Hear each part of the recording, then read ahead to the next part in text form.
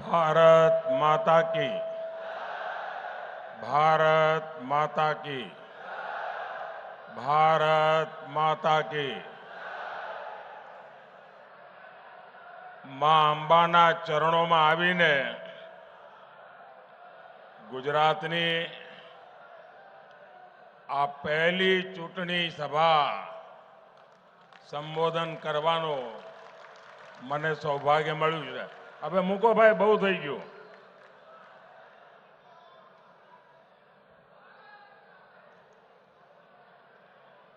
આ ફોટાવાળા ભાઈઓ પણ ફોટા નીચે જ રાખો, પાછળ દેખાતું નથી.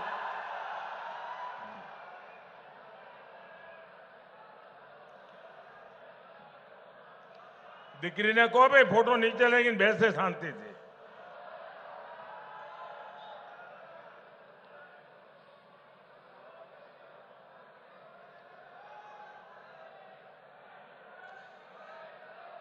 साथियों, भाई आपने कोने बताओ जो फोटो जो ली तो मैं.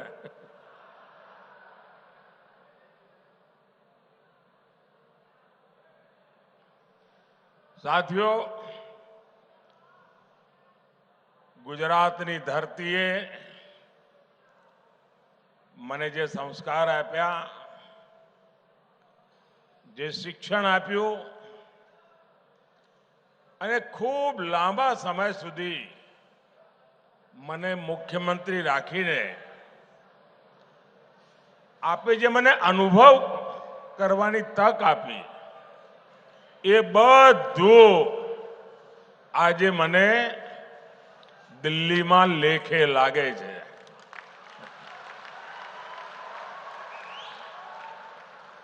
હમણાં સંચાલક બેન કહેતા હતા કે પીએમ સાહેબ, પછી અમારા CR પાટીલ પણ બોલ્યા પીએમ સાહેબ. આ પીએમ બીએમ તો બધા દિલ્હીમાં હોય, તો આપણા નરેન્દ્રભાઈ આયા છે.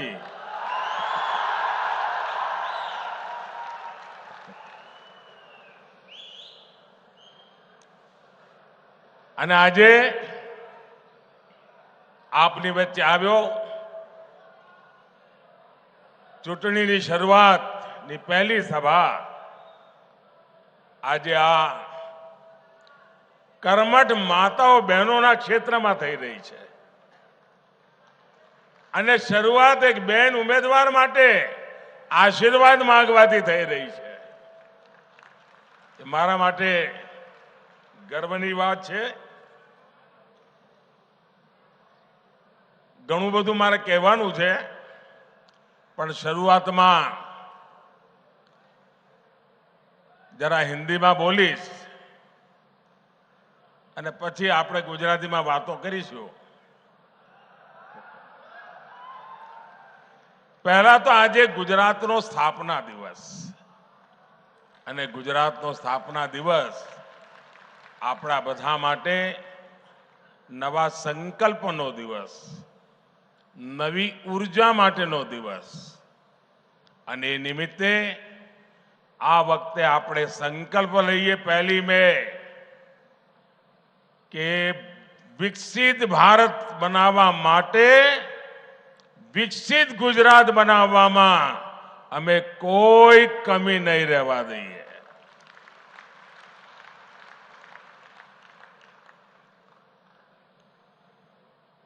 आप सबने मुझे 2014 में दिल्ली में भेज करके देश की सेवा करने का अवसर दिया. और वो दिन याद कीजिए,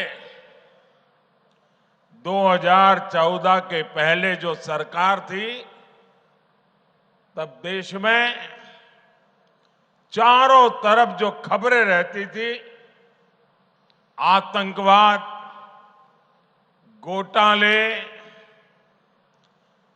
चारों तरफ भ्रष्टाचार, सारे नीति निर्णय ठंडे बस्ते में पड़े थे. देश निराशा की गर्त में डूब गया था. देश का नौजवान ये सोच रहा था कि मेरा भविष्य का क्या होगा। और ऐसे विकट कालखंड में आप लोगों ने मुझे देश की सेवा करने का मौका दिया। और जैसा आपने मुझे ट्रेनिंग दी थी, जैसी आपने मुझे शिक्षा दी थी, मैंने मेहनत करने में कोई कमी नहीं रखी। पल पल देशवासियों के नाम, पल पल देश के नाम, आपके नाम। और मैंने कोशिश की कुछ संकट भरी स्थिति से देश को बाहर निकालूं, सामान्य मानवीय की उम्मीदें पूरी करूं। आप मेरे गुजरात के भाई बहन, आप मुझे करीब 25 साल से सरकार में काम करते हुए देखा है। और आप भी कह सकते हैं कि जिस अपेक्षा से आपने भेजा था, जिस आशा से देश ने मुझे बिठाया था, उसको पूरा कर करके एक नया विश्वास जगाने में मां अंबा ने हम पर सब पर कृपा की है और आज देश एक नए विश्वास के साथ आगे बढ़ा। 2019 में हर कोई मानता था कि दोबारा तो सरकार बन ही नहीं सकती है और सरकार न बने इसके लिए दुनिया भर के खेल भी चले थे। लेकिन 2019 में दोबारा आपने मुझे अवसर दिया, एक मजबूत सरकार का मैंडेट दिया और मैं फिर से एक बार देश की सेवा में खपने लगा। ये 2024 का चुनाव, ये 2024 के चुनाव में मेरे 20, 22, 25 साल के अनुभव को लेकर के आया हूं। 10 साल मैंने देश को चलाया है जिस प्रकार से, और देश जो नई ऊंचाई पर पहुंचा है और देश के सामर्थ्य को मैंने भली भांति जाना है, समझा है। उस सामर्थ्य से मैं पुजारी बन गया हूं और देश के उस सामर्थ्य के आधार पर मैं गारंटी लेकर के आया हूं। गारंटी ऐसे नहीं दी जाती, बहुत बड़ी हिम्मत लगती है। लेकिन मेरे पास अनुभव था, देश के सामर्थ्य को जानने पहचानने की शक्ति थी और मेरी गारंटी है, आने वाले मेरे तीसरे टर्म में मैं हिंदुस्तान को दुनिया की तीसरी सबसे बड़ी अर्थव्यवस्था बना के रहूंगा। और जब देश तीसरी सबसे बड़ी अर्थव्यवस्था बनेगा, तब उसकी समृद्धि, उसका सामर्थ्य, उसका लाभ वर्तमान पीढ़ी को भी मिलेगा और आपकी आने वाली पीढ़ी को भी मिलेगा। और ये काम की गारंटी लेके मोदी आया है। तीसरी बार सरकार जब बनेगी, 4 जून को नतीजे आएंगे। 100 दिन में क्या करना, वो प्लान मैंने अभी से तैयार करके रखा है। आप गुजरात वाले जानते हैं, मैं जब भी यहां चुनाव में जाता था तो चुनाव के बाद क्या करूंगा तय करने में लग जाता था। और पहले 100 दिन में भाजपा सरकार क्या काम कर सकती है वो हमने दिखाया था। नर्मदा गेट से लेकर के सारे फैसले मैंने कर लिए थे, आपको याद होगा। ऐसे ही तीसरे कार्यकाल में गरीब कल्याण, किसान कल्याण और उनके लिए विकास के लिए नए निर्णय, नई गति, नया संकल्प लेकर के हम आने वाले हैं। और इसलिए आपको इस बार पहले से ही कहीं अधिक एकजुट होकर हर बूथ पर कमल खिलाना है। और मेरी गुजरात बीजेपी वालों से और गुजरात के मेरे भाई बहन से सिर्फ सबकी सब लोकसभा की सीटें जीत करके मैं संतुष्ट होने वालों में से नहीं हूं। इतना तो मेरा हक बनता है ना। આટલો તો મારો હક બને કે ન બને? અને એટલે ખાલી બધી સીટો જીતવી જેવું નહીં, આપણે તો બધા પોલિંગ બૂથ જીતવા છે। और इस पोलिंग बूथ जीतने की सफलता ही बनासकांठा से बहन रेखाबेन चौधरी और पाटन से भाई भरत सिंह डाभी वो विजयी होकर के दिल्ली आएंगे, आपके आशीर्वाद से आएंगे। और आप जब उनको एक वोट देंगे तो वोट उनको जाएगा इतना नहीं है, वो वोट सीधा सीधा मोदी को जाएगा। और जब वो वोट मोदी को जाएगा मतलब गारंटी पक्की हो जाएगी। भाइयों बहनों, मैं आज गुजरात के लोगों को सैल्यूट करूंगा। उन्होंने अपनी सूझबूझ से यहां कभी भी अस्थिर सरकार नहीं आने दी। आप किसी शॉर्ट टर्म प्रलोभन में नहीं पड़े।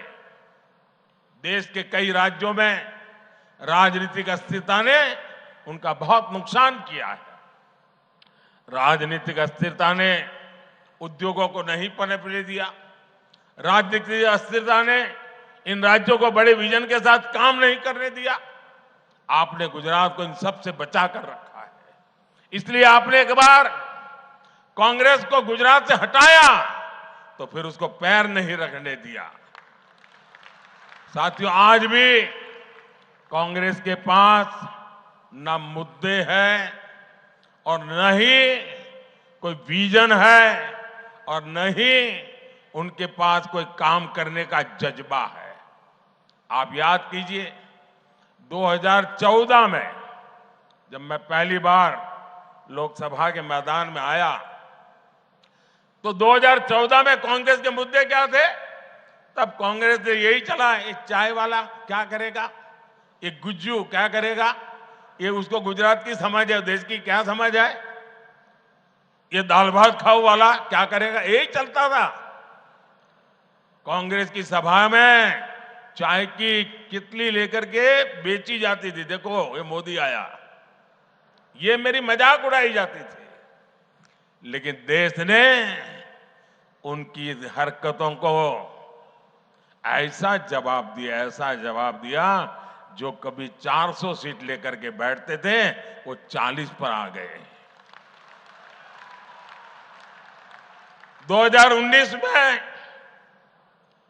जब दूसरा चुनाव आया उन्होंने कोई सबक नहीं लिया और क्या किया, 2019 के चुनाव में निकल पड़े, चौकीदार चोर है, याद है ना, चिल्लाते थे और कहते थे मोदी खून की दलाली करता है।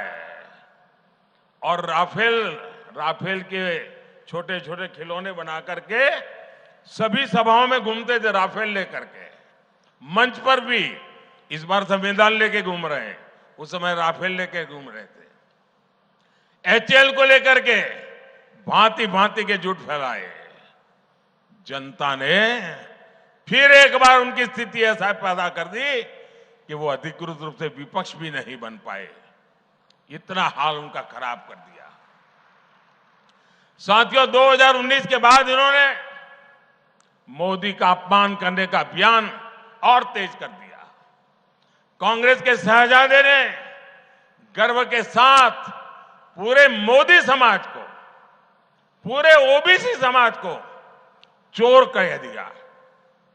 मोदी क्योंकि गुजरात से है इसलिए पूरे देश में गुजरातियों के विरुद्ध नफरत फैलाने की एक भी मौका नहीं छोड़ा जा रहा है। ये नहीं रुके, इन्होंने मेरे माता पिता पर भी भला बुरा कहने में पीछे नहीं रहे। भाइयों और बहनों, अब 2024 में कांग्रेस और इंडी गठबंधन ऐसा झूठ लेकर के फिर से एक बार मैदान में आए हैं और उनकी जो इकोसिस्टम है वो भी उस झूठ को हवा दे रही है। संविधान दिखाते हैं, आरक्षण ले लेंगे इसका डर दिखाते हैं, पूरी तरह मनगढ़ंत गपबाजी, यही उनका काम है। कभी कहते हैं मोदी को कोई परिवार नहीं है, तो क्या परिवार वालों को भ्रष्टाचार करने का लाइसेंस मिल गया है क्या? कभी कहते हैं मोदी को जेल में डाल देंगे, कभी कहते हैं मोदी का सर फोड़ देंगे। ऐसी ऐसी बातें लेकर के वो चुनाव के मैदान में उतरे हैं। और देखिएगा, इस बार भी ये पहले से कम सीटों में सिमट जाएंगे। साथियों, अभी चुनाव के 2 चरण पूरे हुए हैं। पहले चरण में इंडी गठबंधन पस्त पड़ा और दूसरे में ध्वस्त हो गया। यहां पड़ोस में राजस्थान का चुनाव पूरा हो गया है। राजस्थान में उनको 1 सीट मिलने की संभावना नहीं बची, 1 नहीं, ये हाल है इनकी। और इसलिए इंडी गठबंधन बौखलाहट में कुछ भी कर रहा है। ये लोग मोहब्बत की दुकान चलाने के लिए निकले थे, अब मोहब्बत की दुकान में फेक वीडियो का बाजार खोल दिया है। अब चुनाव में उनकी बातें नहीं चलती है तो फर्जी वीडियो बना करके फैला रहे हैं। आप कल्पना कीजिए, जिस पार्टी ने 60 साल तक देश पर राज किया, इतने सारे इनके प्रधानमंत्री रहे, मंत्री रहे, जनता के पास जाने के लिए उनकी जुबान पर सत्य नाम का शब्द नहीं है और उनकी मोहब्बत की दुकान में फेक फैक्ट्री रूप में अब काम करने लगी है। जिसे ये मोहब्बत की दुकान कहते थे, वो दरअसल फेक फैक्ट्री है। कांग्रेस के वीडियो फेक, कांग्रेस की बातें फेक, कांग्रेस के वादे फेक, कांग्रेस के नारे फेक, कांग्रेस की नीयत फेक। और लड़ना है, मोदी है, चाय वाला है, मामूली है, गरीब का बेटा है। अरे आओ ना यार, 2-2 हाथ कर लो, हो जाए मुकाबला। ये दाल भात खाने वाला क्या करता है दिखा देगा। अरे हिम्मत है तो सामने से वार करो, ये फेक वीडियो का गेम बंद करो। कुछ पल लोगों को आप गुमराह कर पाओगे, लेकिन इसकी बहुत बड़ी सजा भी ये देश आपको देगा। साथियों, इन लोगों ने चलाया है, मोदी 400 सीट इसलिए मांग रहा है कि आरक्षण। अरे उनको मालूम नहीं, आज भी पार्लियामेंट जो 5 साल चली, एनडीए के 360 तो करीब करीब एमपी थे और बीजेडी जैसे लोग जो हमारे एनडीए में नहीं थे, आंध्र की वाईएसआरसीपी हमारे एनडीए में नहीं थी, जो हमें समर्थन करते थे, वैसे भी पार्लियामेंट में 5 साल मेरे पास 400 की ताकत तो थी ही। लेकिन न ये पाप करने के लिए हम पैदा हुए हैं, न ही ये पाप करना हमारा रास्ता है। बाबा साहब आंबेडकर ने जो संविधान दिया है, देश के संविधान के निर्माताओं ने जो संविधान दिया है, उस संविधान की शुचिता, उस संविधान का संरक्षण। और कांग्रेस वाले, उनकी जमात कान खोल के सुन ले, ये मोदी है। मोदी जब तक जिंदा है, मैं तुम्हें कभी भी धर्म के आधार पर आरक्षण का खेल खेलने नहीं दूंगा।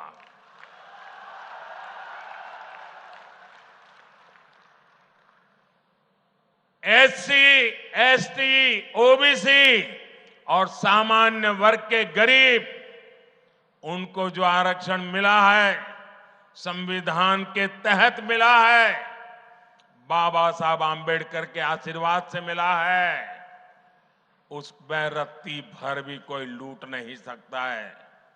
तुम्हारा जो इरादा है, वो इरादा है कि दलित समाज, आदिवासी समाज, पिछड़े समाज के लोग, सामान्य वर्ग के गरीब लोग, जिनको आरक्षण मिला है, उस आरक्षण में से लूट चलाकर धर्म के आधार पर तुम मुसलमानों को आरक्षण देना चाहते हो।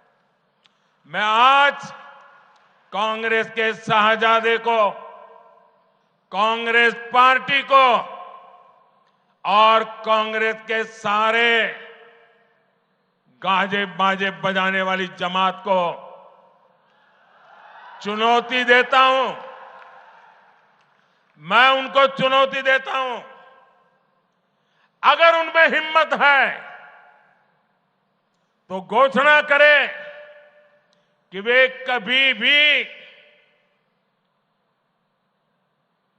धर्म के आधार पर न आरक्षण का दुरुपयोग करेंगे, न संविधान में खिलवाड़ करेंगे, न ही धर्म के आधार पर किसी को आरक्षण देंगे।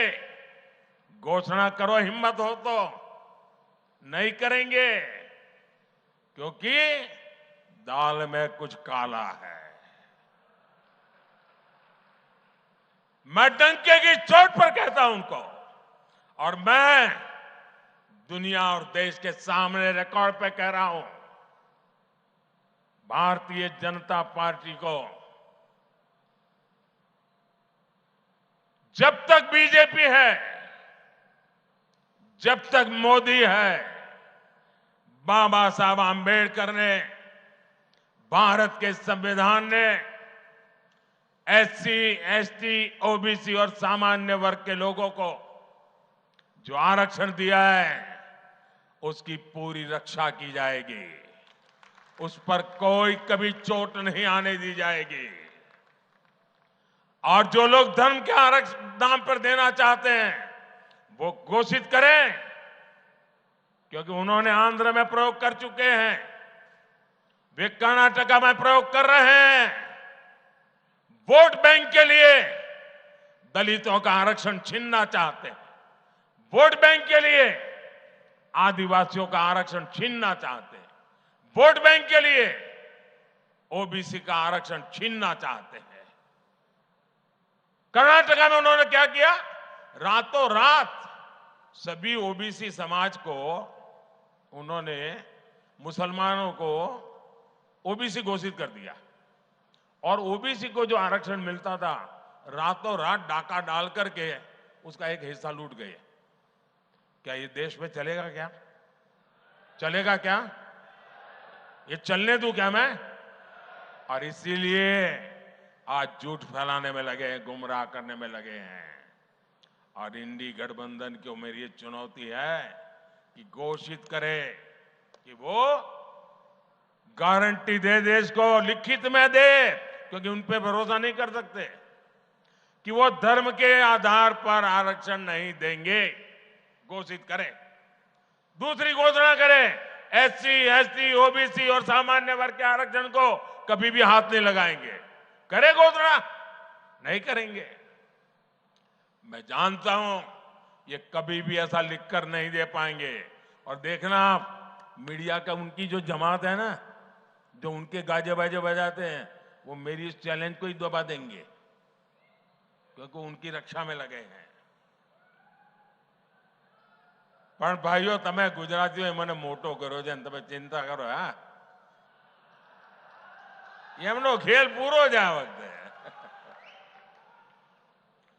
સાથીઓ, આ ચૂંટણીમાં મારે એવા સાથીઓ જોડે વાત કરવી છે, ખાસ કરીને જેમની ઉંમર 35, 40, 45 હવે, જે લોકો પહેલી વાર 18 વર્ષના થયા છે, મત મળ્યા હશે, એમને પહેલાની દેશની શું દશા હતી એની ખબર જ નહીં હોય.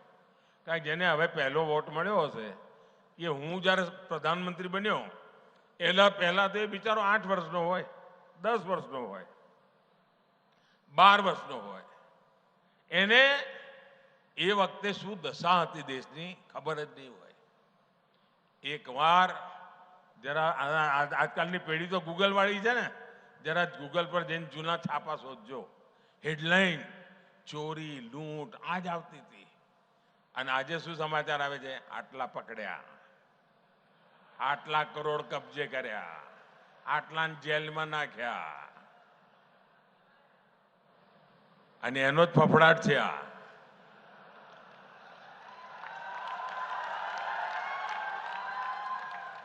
તમે મને કહો ભાઈ, આ દેશના લોકોની કાળી મજૂરી કરીને જે ટેક્સ આપ્યો હોય એને હું લૂંટવા દઉં? લૂંટવા દેવાય? અને આ લૂંટારાઓને ઠીક કરવા જોઈએ કે ના કરવા જોઈએ? હવે હું એક કામ કરું છું, મારા વાળ ખેંચે છે.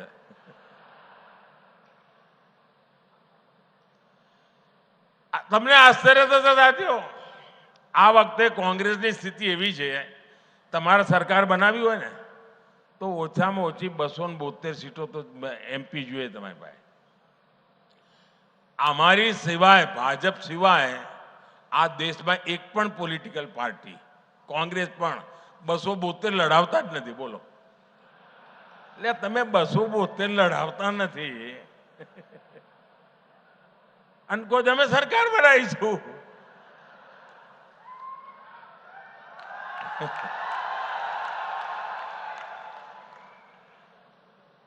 આજે તો એમની સ્થિતિ એવી છે કે આ એમનું જે શાહી પરિવાર છે ને, દિલ્હીમાં રહે છે, એમની દશા એવી છે કે પોતે આ વખતે કોંગ્રેસને વોટ નહીં આપીએ કે. બોલો, આ મોદી સાહેબની કમાલ જ છે ને. શાહી પરિવાર કોંગ્રેસને વોટ જ નહીં આપીએ કે. આ વખતે ત્યાં કોંગ્રેસનો ઉમેદવાર જ નથી. અહીંયા આપણા ત્યાં ગુજરાતના મોટા નેતા હતા અહેમદભાઈ. અહેમદભાઈ તો હવે રહ્યા નહીં. અહેમદભાઈનું પરિવાર ભરૂચમાં રહે છે. એમની દશા એવી, કોંગ્રેસને મત નહીં આપે. અહેમદભાઈનું પરિવાર કોંગ્રેસને વોટ નહીં આપીએ કે. કોંગ્રેસના એક મોટા નેતા બનતા સુધી ભાવનગરમાં જ રહેતા હશે, મત એમનો ભાવનગરમાં જ હશે. એ ભાવનગરમાં કોંગ્રેસને વોટ નહીં આપીએ કે. આ કોંગ્રેસની દશા છે. તમે વિચાર કરો. અને આ કોંગ્રેસને સંપૂર્ણપણે, જ્યારે એમનો ચૂંટણી ઢંઢેરો આવ્યો ને ત્યારે મેં કહ્યું હતું આ મુસ્લિમ લીગની છાપ છે આમાં. અને એક પછી એક પાના ખોલવા માંડ્યા છે. હવે એમણે માઓવાદી ઘોષણાઓ કરવા માંડી છે, નક્સલવાદી. એમણે કહ્યું છે હવે એમણે પાર્ટી તો બરબાદ કરી, હવે હું તો મર્યો તને મારું, એ મૂડમાં દેશને બરબાદ કરવા નીકળ્યા છે. એમણે પાર્ટી તો તબાહ કરી દીધી, દેશને બરબાદ કરવા નીકળ્યા છે. અને એમણે એક નવો કહ્યું છે અમે એક્સરે કરીશું આખા દેશનો. કહ્યું છે ને આખા દેશનો એક્સરે કરીશું. એટલે તમારા લોકરમાં શું પડ્યું છે? એક્સરે. તમારા ઘરમાં શું પડ્યું છે? એક્સરે. તમારું બેંકમાં શું પડ્યું છે? એક્સરે.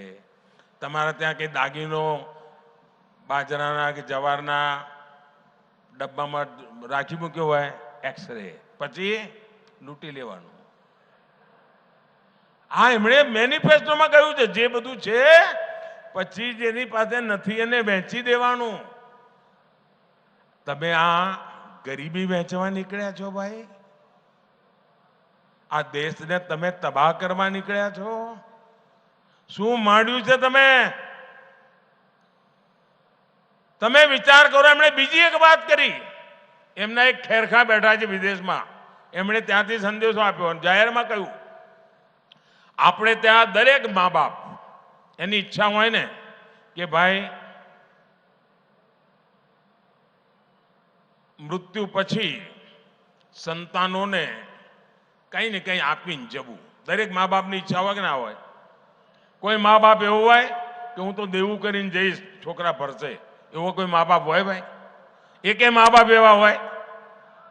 બધા મા બાપ કંઈ ને કંઈ બચત કરે કે ના કરે? છોકરાઓ માટે આપીને જવાનો વિચાર કરે કે ના કરે? હવે કોંગ્રેસ વાળાએ એના ઉપર દોરો નાખ્યો છે અને એમણે જાહેર કર્યું છે કે હવે તમે જે બચાવ્યું હોય એ તમે તમારા સંતાનોને નહીં આપી શકો.